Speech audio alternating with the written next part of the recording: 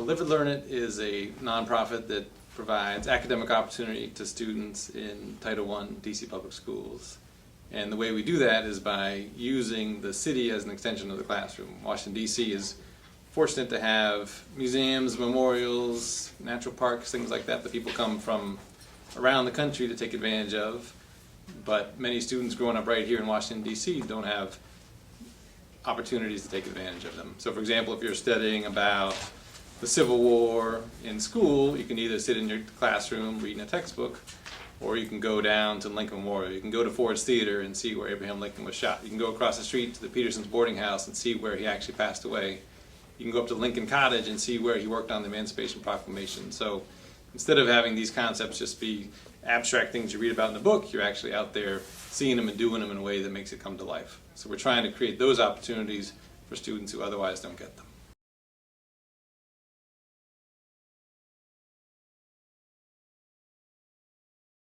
Well, relationships, I think, are built sort of one person at a time, and day by day. It takes time, it takes commitment, it takes focus.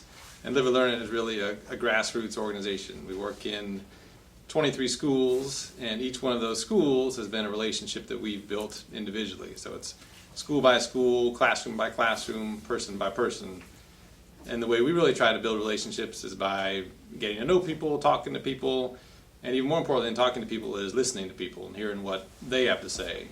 We don't try to come in thinking that we have all the answers. There are a lot of people working in the city, teaching school every day, a lot of students in the city going to school every day, principals thinking about how the school should be run.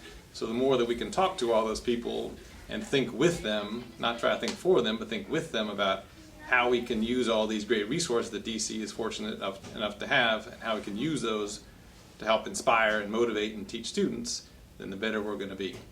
So that's really the way we've gone about building those relationships, is one person at a time, one school at a time, one classroom at a time, and having it really be a dialogue and a collaboration, not us trying to come in with all the answers.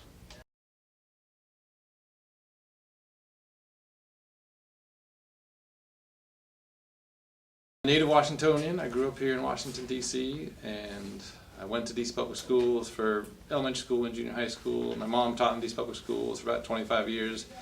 So at a certain point, I ended up going and being a classroom teacher also here in Washington, D.C., and just working in the classroom and realizing the irony of it was the school that I was teaching in was about 10 blocks from the U.S. Capitol.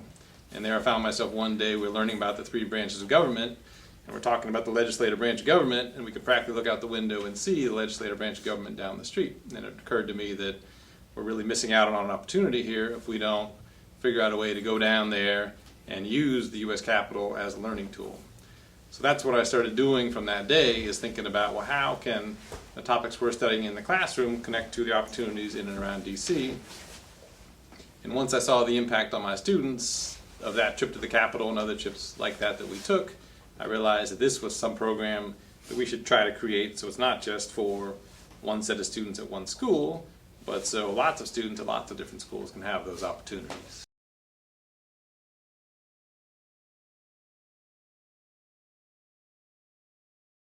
The diversity of the city for us is actually a great opportunity, because what we're able to do is to bring students together with museums, together with other academic partners in a way that those conversations sometimes aren't happening. Let me give you one example. There's a museum that we work closely with in Georgetown called the Krieger Museum, and we've been working with them for a number of years to bring students from the schools we work with over to that museum to have some structured academic experiences where kids are learning about painting, learning about painters, actually getting to create paintings of their own, learning about the historical context, learning about stories that paintings can tell.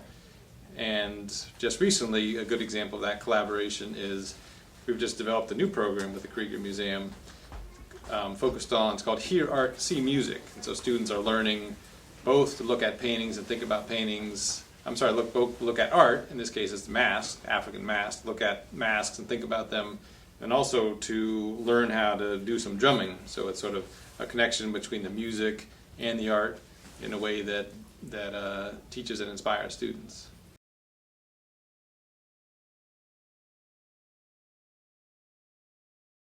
Well, everything we do is really based on collaboration because, I mean, we're a small organization. Learn It's only got about 6 full-time staff members and you know, so we're not a school. We don't have the students with us. We're not a museum. We don't have the artwork. We're not you know, the Air and Space Museum with airplanes and things like that. So what we are is really the academic connection between the two. So we build the relationships with the schools on the one hand, with all the museum partners on the other hand, and that collaboration on both sides is really what makes us successful. So we can work with the schools and figure out what their needs are, figure out what the academic objectives are, and then work with the museums and the other community partners on the other hand and figure out how can we take the resources that they have to offer and make them available to students in a way that's really meaningful and powerful. So that collaboration piece is really critical to what we do and helps explain the reason that we've been able to be successful. Right now we're working with, like I mentioned, 23 schools, about 1,700 students each year, and then also working with about 30 different museums and memorials around the city. So we've got a great variety of programming that we're able to offer to students. It really fits in tightly with what they're already doing in school and supposed to be learning in school, but this allows them to learn it in more of an experiential way instead of sitting down reading about it, actually getting out there and doing it.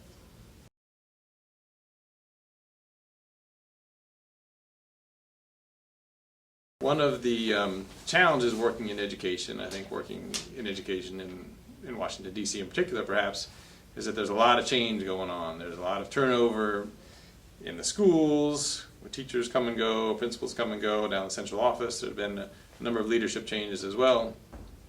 And so there's been a real sort of moving cast of characters in terms of, you know, who are we collaborating with and who are we working with and that sort of thing. What has not changed is that every year we've got 50,000 students in this city who are going to school and looking for the best opportunities to learn and be motivated and be inspired. And so what has helped us sort of persevere and persist even as we face challenges is just to really see the impact on a day-to-day basis on the students we work with, to see how they learn, see how they get excited by learning, and then also just to really believe in the power of what we're doing. And that belief comes from seeing the impact on the students, but also thinking, well, is this a model that really makes sense? Is this something that really could be part of the academic experience of every kid in DC?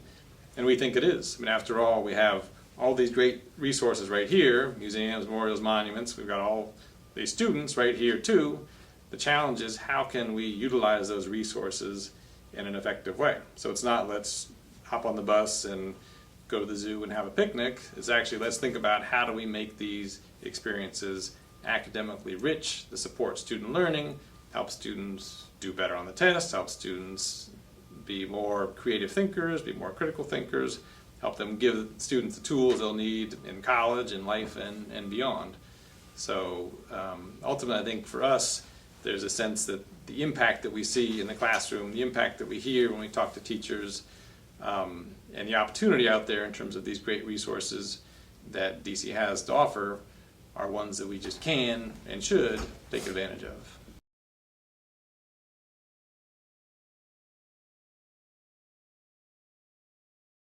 Our model involves trips, as I mentioned. The central piece is trips, but it also involves a classroom piece. So every program that we do, we go into the classroom ahead of time, work with the students in advance, sort of like a pre-trip lesson, give you the foundational knowledge, the prior knowledge you'll need to when you go on the trip to really take advantage of it. So we come in on one day, do that pre-trip lesson, then come back a few days later, take the students out on a trip, then come back a few days after that, back into the classroom, and then further extend and think about what we're doing. So for example, I mentioned earlier our program focused on Abraham Lincoln. We also have a program focused on Frederick Douglass. And so there in the classroom in advance, we're learning about, well, who was Frederick Douglass? What was his personal story? What was, where was he born? What circumstance was he born in? What did he do to change his own situation and escape to the North? What did he do once he was there in terms of starting a newspaper, writing an autobiography?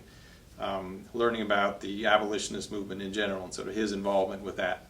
And then ultimately, what choices did he have to make? When he wrote his autobiography, he revealed a lot of details about his personal life that would have allowed people to track him down from where he had escaped from the plantation in Maryland. He ends up moving to Europe for a few years just to escape that. and then builds alliances over there, and people raise the money to help buy his freedom. You know, the whole idea behind Live It, Learn It, and my decision to try to create it really came down to this threshold question of, am I going to do it, or am I not going to do it? And at the end of the day, you just have to decide, you know, because you can think about it, you can study about it, you can decide, well, these are all the risks, maybe I do want to do it or I don't, but at the end of the day, you just have to decide to do it. And I think that comes down to, you know, when you're confronting struggling, difficult situations and you feel like you're struggling, just sort of bringing yourself back to that mindset. I know this is important, I care about it, I see the impact of it, I'm going to do it.